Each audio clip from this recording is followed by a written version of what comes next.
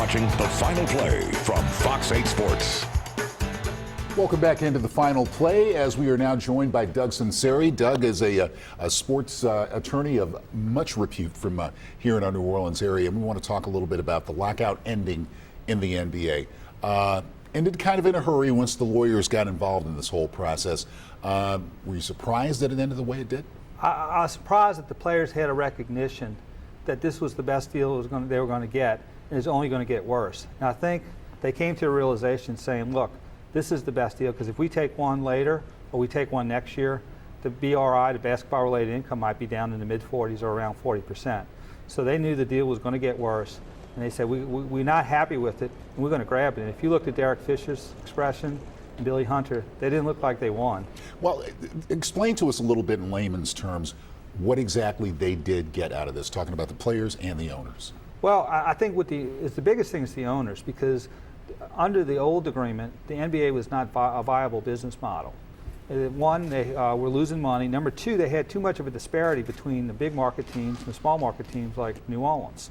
So one of the things I think the players maybe have came to a recognition is if the league's broken, it's going to filter down to the players eventually. So I think what the owners did is the NBA is a little less broken than it was before. It still leaves a lot to be desired, but they have a more manageable structure that could have long-term viability. I think the players, what they get out of it is the fact is there were a lot of owners who were ready to shut down the 11 and 12 season. And if they did that, they would get to reorient the NBA totally in the way they wanted to.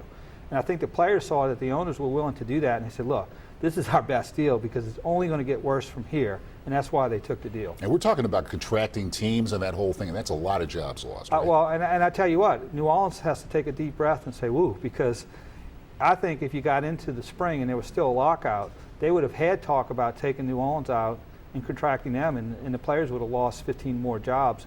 Also, New Orleans might have lost its franchise. Mm-hmm. So it worked out good for the players. It worked out good for New Orleans because now it looks like we'll be a viable NBA team for the indefinite future. Now, of course, you have a great background in NFL football as well.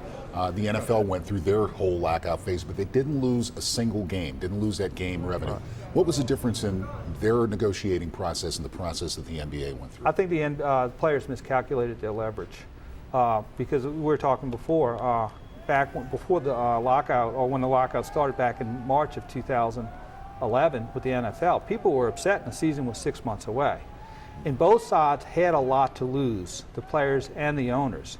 And so they did come to an agreement because they knew we both had a lot to lose. Now with the owners, there was actually some teams that might have lost less money if you had a lockout through the remainder of the year.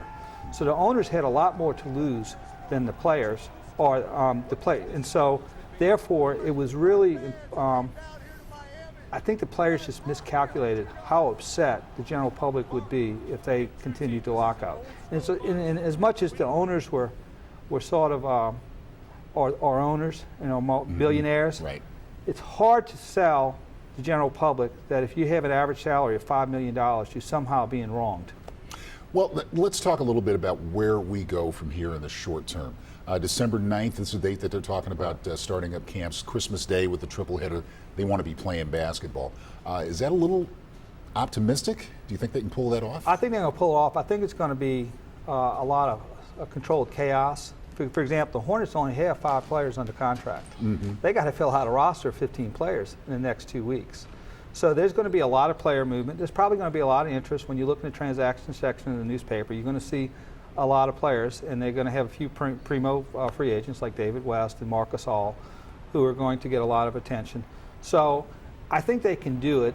Now, one thing they did say is in '99, when they had the strike, mm-hmm. the quality of play wasn't what it would right. be if you had training camp. So I think you're probably going to see a lesser quality NBA game for first couple of months. And probably a more compact schedule, I would guess, with the 66 games, 66 regular season games. And you might even have some times where you have triple headers where you'll have teams playing 3 nights in a row, which mm-hmm. hadn't been done in 10 years. Now, getting back to the Hornets again, the big name, of course, is Chris Paul for this basketball team. He'll be a free agent after this season. What does this new deal mean to him and his future in New Orleans? Well, the best case scenario for New Orleans would have been if they had some type of right of first refusal or franchise restriction on the players. The CBA doesn't have that. So he will be able to move to another team. Now, one thing that may help if he decides to leave, the Hornets will have the ability, which is still in the new CBA, to do a sign and trade. So at least if he moves, they'll be able to get some compensation for him, as opposed to maybe just leaving if they would have removed that particular sign and trade provision from the CBA. Mm-hmm. So again, there is no hard cap. So teams can go over the cap. It's a little, there's a punitive luxury cap, but if a team like New York wants Chris Paul, they're going to pay for him, and they'll probably get him. Well, of course, the Hornets did gangbusters in season ticket sales, and now that the league is back, they'll probably get to their goals and achieve them. But overall, how much damage do you think the lockout has done, not just in New Orleans as far as NBA basketball is concerned, but around the league? I think a lot. It's done some damage for the fringe fans. Some of the fans who may be interested in going to a few games, maybe 5 or 10, or looking in TV, but not regularly. It might have turned them off. I don't think the hardcore fans are going to be damaged, and probably in 4 or 5 months with the hardcore fans, the lockout's going to be a distant memory.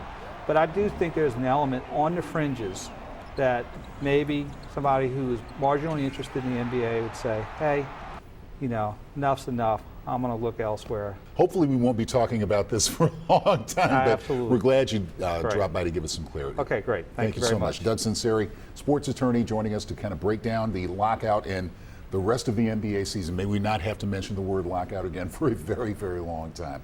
Well, we're not done yet on the final play. After the break, Sean Fazand explains why life just ain't fair. And I'll tell you about a former Saint who is a very special type of special teamer. Double dose of final words coming your way on the final play.